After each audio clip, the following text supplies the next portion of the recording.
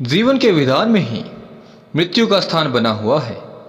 यह मानव जाति तब से जानती है जब से उसने मृत्यु को एक घटना के रूप में देखा होगा। समस्त प्राणी जगत मृत्यु के मार्ग से एक न एक दिन गुजरता है।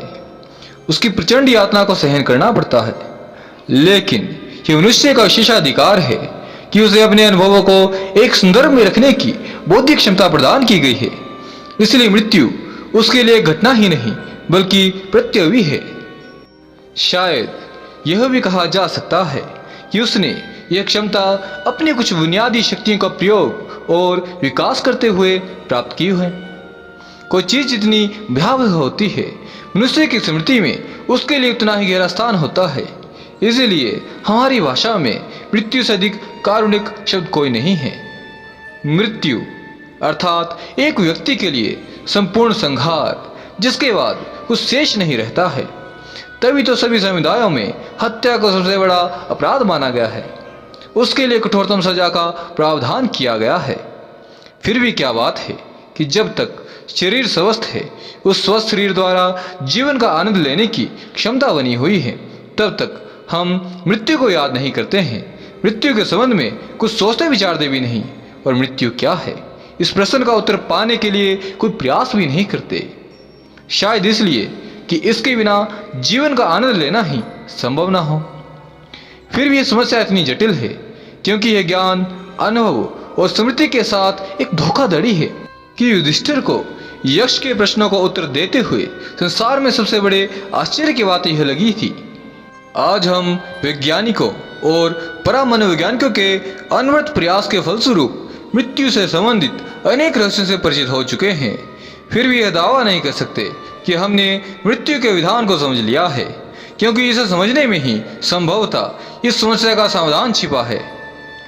हम यह भी जानते हैं कि मृत्यु के बाद भी जीवन की संभावना बनी रहती है। इसलिए सृष्टि हमारे लिए एक ऐसे सर्प की तरह है जिसकी पूंछ घूमकर उसके मुख से लगी हुई है, और इसलिए सृष्टि की हमारी अवधारणा चक्राचार है, यानी जीवन और मृत्यु एक महाचक्र के भीतर अवस्थित एक छोटा सा चक्र है, हम जिसका विषय है नियंता नहीं है। और यही कारण है कि विचार के स्तर पर मृत्यु को दार्शनिक उदासीनता के साथ स्वीकार करते हुए हमें कोई दुविधा नहीं होती। इस बिंदु पर हमें एक ऐसे महासत्य का दर्शन होता है जिसके आगे हम सभी अपने को निरुपाय पाते हैं। यदि मृत्यु के बाद जीवन की संभावना है तो आत्मा के अस्तित्व को स्वीकार करना पड़ेगा। जहां आत्मा का अस्तित्व है वहां जीवन अवश्य है। यदि मरणोपरांत आत्मा का अस्तित्व है तो वहां जीवन अवश्य होगा, भले ही उसका रूप कुछ और हो। बाल्यावस्था से ही आत्मा के प्रति प्रबल जिज्ञासु रहा हूं मैं। बगल में ही हरिश्चंद्र घाट का महाशमशान है। कभी कभी घंटों शमशान घाट की टूटी फूटी और धूल से अटी सीढ़ियों पर बैठकर गाल पर हाथ धरे सामने धधकती चिता को जलते हुए देखता रहता था मैं। उसी समय मन में आत्मा संबंधी विचार उठते और उत्पन्न होती तरह तरह की जिज्ञासाएं भी। और फिर मेरे जीवन में एक ऐसी घटना घटी जिसके फलस्वरूप आत्मा के अस्तित्व को पूर्ण रूप से स्वीकार करना पड़ा मुझे।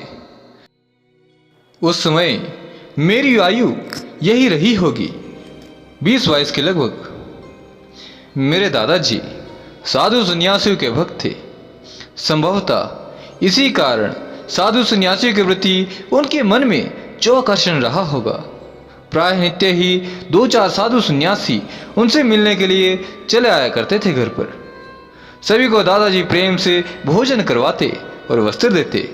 इस कार्य में उन्हें बड़ी ही शांति मिलती, प्रसन्न भी होते खूब। लगता था जैसे राजसूय यज्ञ का पुण्य प्राप्त हो गया हो उन्हें।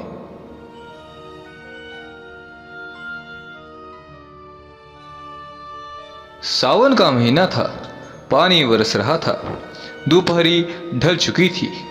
उस समय एक युवा साधु पानी में भीगता हुआ आ गया दरवाजे पर। घर पर कोई नहीं था। दादाजी गांव गए हुए थे। उस समय मैं था और मेरा एक मित्र था, प्रभाकर। साधु सांवले रंग का था, आयु 30-35 के लगभग रही होगी। लंबी चौड़ी काठी का शरीर, घनी दाढ़ी मूछे और सिर पर घने काले घुंघराले बाल। बड़ी बड़ी तेजस्वी आंखें, घनी मोहें, चेहरे पर गहरी शांति और निर्लिप्तता की झलक। शरीर पर केवल एक लुंगी और हाथ में एक लोटा, बस और कुछ नहीं। साधु कुछ देर खड़ा चारों ओर देखता रहा, फिर मृदु और शिष्ट स्वर में बोला, साधु भूखा है, 2 रोटी मिल जाए। मैं कुछ उत्तर दूं इससे पहले प्रभाकर बोल पड़ा, वाह बाबा, पेट भरने के लिए कितना अच्छा तरीका है। बोलो, पेट भरने के लिए क्या दोगे? साधु क्या दे सकता है बेटा, उसके पास क्या है? तो तुम साधु हो, इसका क्या सबूत है कि तुम सच्चे साधु हो, बने हो धोखेबाज नहीं। अगर तुम सच्चे साधु हो तो कोई चमत्कार दिखाओ अपना। यह कहकर प्रभाकर ने चुपती हुई दृष्टि साधु पर डाली। साधु तनकर खड़ा रहा, निर्विकार भाव से पहले की तरह, फिर शांत स्वर में बोला, साधु क्या चमत्कार दिखा सकता है? चमत्कार तो दिखलाने वाला परमात्मा है, वही तरह तरह के चमत्कार दिखलाता रहता है संसार को। हम कौन हैं? कोई भी नहीं। क्या तुम्हारा जन्म लेना कम चमत्कार है? प्रभाकर खिलखिलाकर हंस पड़ा। उसका हंसना थोड़ा बुरा लगा मुझे। वह हंसते हुए बोला, क्या अच्छा बहाना है, लेकिन यदि कोई ईश्वर को ना मानता हो तो? साधु की जैसे तंद्रा भंग हो गई। गंभीरता से अपने शब्दों पर वजन देकर बोला वह, कौन उसे नहीं मानता है? सभी उसे मानते हैं। आज या कल सभी उसकी अधीनता स्वीकार कर लेते हैं। ईश्वर होगा, लेकिन मैं नहीं मानता। तुम अपने को परमात्मा का भक्त कहते हो, तब क्यों नहीं उसका कोई चमत्कार दिखाते? यदि ऐसा नहीं कर सकते हो तो मेरे कुछ प्रश्नों का उत्तर क्या ही दे सकते हो तुम?